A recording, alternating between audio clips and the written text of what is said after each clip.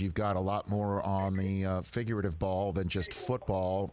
Last time you came on, I think you came on to talk about some of your poetry, and you've written some poems. I know that in the NFL Network, we aired a piece of your poem being read by many of your colleagues across the NFL on the issues of social justice, and I'd love to give you the floor on that, Tyler, and how everything is going about you getting your message and the conversation out and the conversation continuing.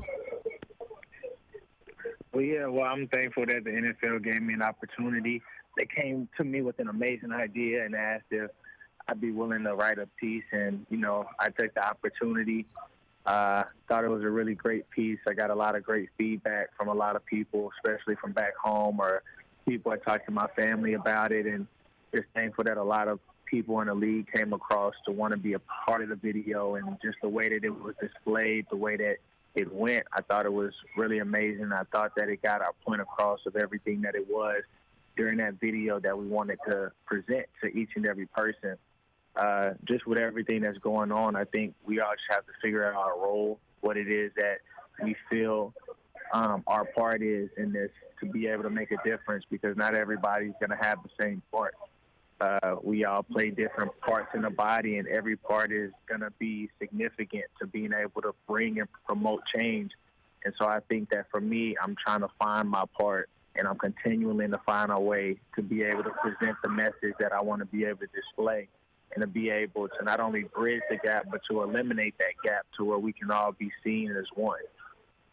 Yeah, Reality versus Perception is the poem that you penned, and everyone should go to NFL.com to see the reading of it. Included Aaron Donald, Saquon, Adrian Peterson, and more. It really was very moving and just beautiful, Tyler. It really was, and I'm glad to hear that you got the reaction that you got. What about next steps before, again, we get to the football and everything else? What about next steps here for you? Well, I mean, there's a lot of different steps that you could take, but like I said, a lot of people are just coming up with a lot of different ways, and a lot of people are coming up with documentaries and just different things like that to be able to get the point across.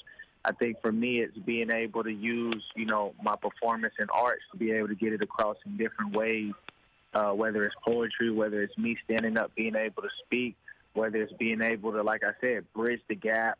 I think it's just, it's not just one step that's going to make everything right. It's going to be multiple steps that's going to be taken, but everybody just has to continue to move in the same direction. So for me, even, if I have people that are Caucasian that I hang out around, or that I know, like if they come to me and they ask questions and they want to know, like I'm able to present it to them. But I try to talk to people who want to learn, who want to know more, who want to understand, rather than people who just don't want to talk about it at all, or who's just blind to the fact of what's actually going on. So I try to do the best that I can to talk to people and to give them information and knowledge, to tell them to watch certain TV shows or certain movies, such as like Detroit, or even just Mercy, or the 13th documentary on Netflix. Like, try to just get them to see a lot of this stuff so they can understand what it's like that we go through if they've never even tried to pay attention to it.